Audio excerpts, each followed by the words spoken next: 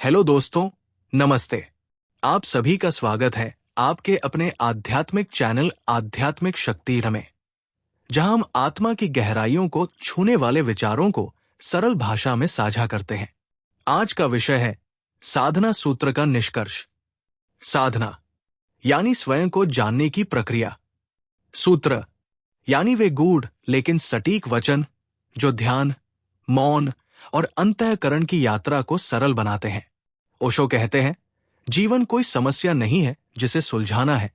जीवन एक रहस्य है जिसे अनुभव करना है, और यही अनुभव साधना का सार है। आज हम ओशो द्वारा कहे गए साधना सूत्र के हर पहलू को आत्मसात करेंगे। साधना क्या है? क्यों आवश्यक है आत्मदर्शन? ध्यान और मौन की भूमिका क्या है? और अंत में, जब साधना पूरी हो जाए तब साधक कैसा होता है? तो चलिए प्रारंभ करते हैं आत्मन्वेषण की इस यात्रा को। ओशो कहते हैं, साधना कोई क्रिया नहीं बल्कि एक अंतर यात्रा है। साधना का अर्थ है स्वयं की ओर लौटना। हमने जीवन भर बाहरी संसार को जाना, पहचाना, लेकिन भीतर क्या है? कौन हूं मैं? कहां से आया हूं? क्या उद्देश्य है मेरे अस्तित्व का?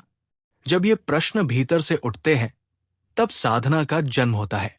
साधना कोई जबरदस्ती नहीं है, ये कोई सामाजिक नियम नहीं है, ये कोई धर्म का बंधन नहीं है। ये तो एक जागृति है। ये एहसास है कि मैं केवल शरीर नहीं हूं, मन भी नहीं हूं, मैं चेतना हूं। मौन की ओर पहला कदम। साधना का पहला चरण है मौन में उतरना। ओशो कहते हैं, शब्दों से सत्य नहीं मिलता, मौन से मिलता है। मौन का अर्थ सिर्फ बोलना बंद करना नहीं, बल्कि मन की भी चुप्पी है। हमारा मन हमेशा बोलता रहता है। सोच, कल्पना, भय, भविष्य, अतीत। साधना हमें सिखाती है, मन को देखो, सुनो, लेकिन उसमें उलझो नहीं। जब तुम केवल दर्शक बन जाते हो तब मौन धीरे धीरे उतरता है, और वही मौन ध्यान की ओर ले जाता है। ध्यान साधना की आत्मा है। ध्यान कोई तकनीक नहीं है, ध्यान एक स्थिति है। ओशो कहते हैं, ध्यान का अर्थ है विचारों के बीच की खामोशी को पहचानना। ध्यान में हम न तो सोचते हैं न रोकते हैं, हम बस साक्षी होते हैं। शुरुआत में ये कठिन लगता है क्योंकि मन बड़ा चंचल है, पर जैसे जैसे साधक बैठता है मौन में, नियंत्रण की कोशिश छोड़ देता है, वैसे वैसे भीतर शांति उतरती है। ध्यान में व्यक्ति करने सिर्फ होने की ओर बढ़ता है।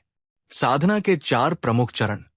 ओशो साधना को कई चरणों में बांटते हैं ताकि साधक धीरे धीरे गहराई में उतर सके। 1. शरीर की सजगता। पहला चरण है अपने शरीर के प्रति सजग होना। हर गतिविधि, हर गति, जैसे चलना, बैठना, सांस लेना, उसे पूरी उपस्थिति के साथ देखना। यही शुरुआत है ध्यान की। 2. श्वास की चेतना।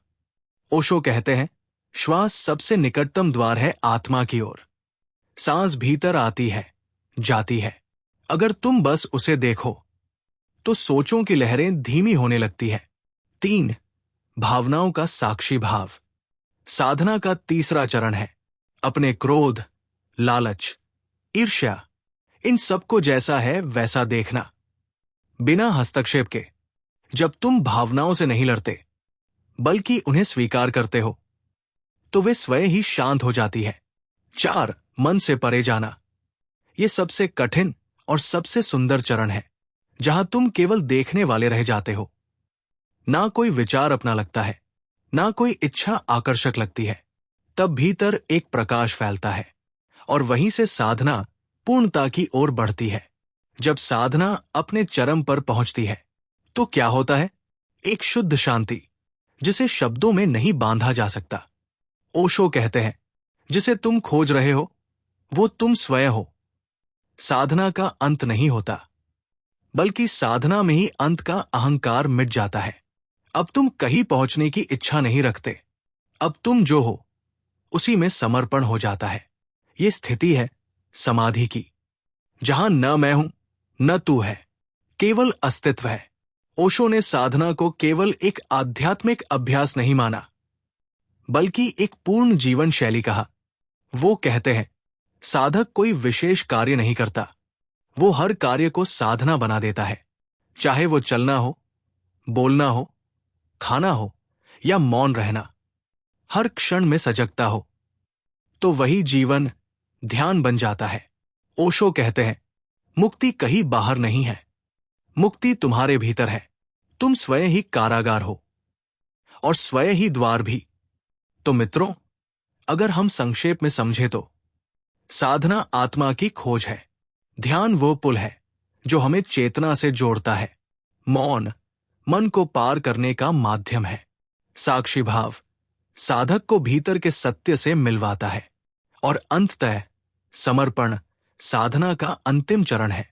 जिस दिन साधक स्वयं को पूरी तरह छोड़ देता है, उसी दिन सच्चा बोध, सच्ची मुक्ति और जीवन का परम उद्देश्य प्राप्त होता है। तो दोस्तों, ये था आज का गहरा विषय, साधना सूत्र का निष्कर्ष। उम्मीद है आपको ये यात्रा पसंद आई होगी। अगर आपने इस वीडियो से कुछ सीखा तो इसे लाइक करें, अपने आध्यात्मिक मित्रों के साथ शेयर करें और हमारे चैनल आध्यात्मिक शक्ति को सब्सक्राइब जरूर करें।